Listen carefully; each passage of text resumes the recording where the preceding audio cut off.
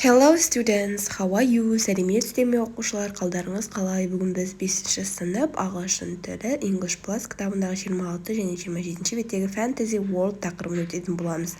Бірінші орындайтын тапсырмамыз exercise number 1. Check the meanings of the words in the box in the words list in the workbook. Then complete the lists.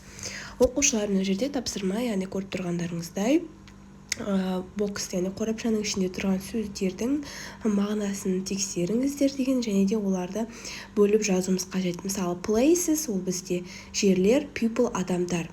Қайсысы жер, қайсысы адам екеніне бөлуіміз қажет. Ендеше places бізде country жазылған, country деген ел.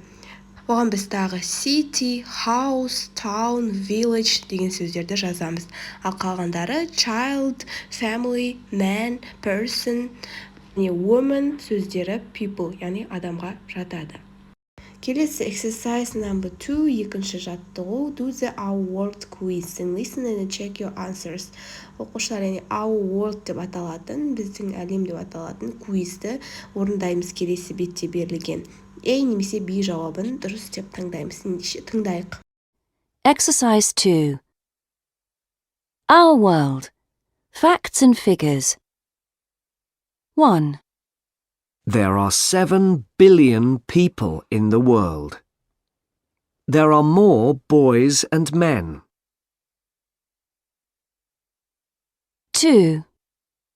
There are 40 new babies in the world every 10 seconds. 3. The population of Tokyo, the capital city of Japan, is 13 million. 4.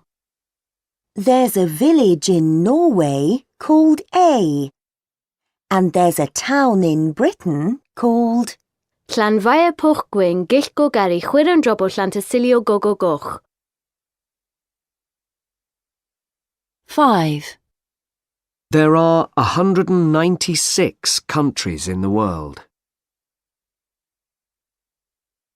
6. Ava, Lucas and Charlotte are popular names for children in Australia. 7. There are 100 families in this long house in Malaysia.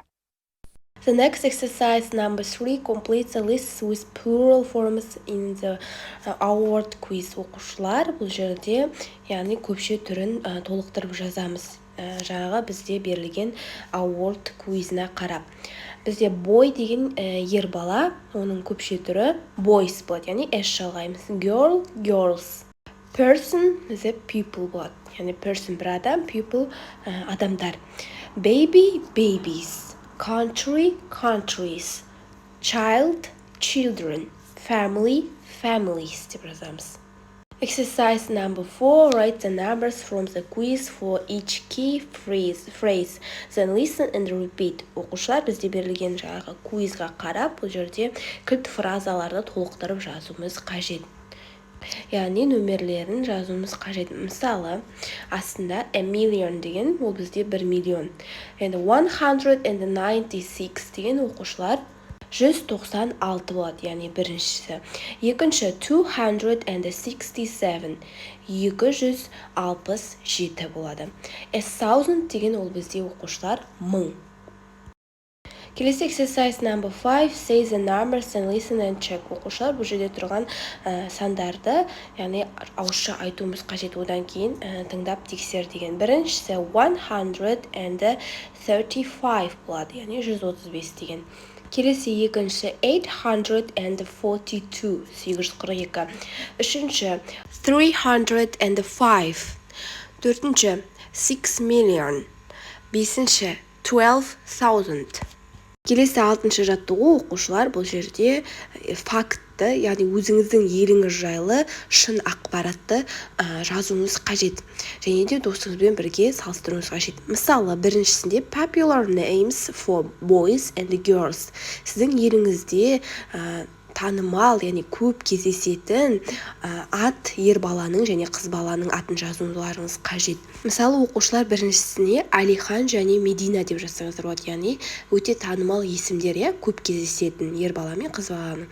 Егер ол дұрыс болса, досыңыз yes, that's right деп жауап береді, немесе no деген сияқты. No, it isn't true деген сияқты, бұл дұрыс емес деп. Екіншісіне the capital of my country. Сіздің еліңіздің астанасы қандай? Бізде қазір астанамыз, яғни Астана. Үшінші name and the population of my town, city or village. Сіздің қалаңыз, немесе ауылыңыз, немесе ауданыңыздағы аты, және де population ол бізде халық, яғни қанша халық бар екенін жобамен жазсаңыздар болады. Келесі names of interesting towns or villages near here. Осы жерге жақын, қызықты қаланың немесе ауылдың атауын жазасыздар. Қандай қызықты ауылдың немесе қаланың атын білесіздер. Яғни оқушылар бұл тапсырманы әркім өзі жеке орындайды. Осымен оқушылар сабағымыз аяқталды. Лайк басып комментарий қалдыруды ұмытпаңыздар. Келесі сабақта кездескенше. See you later.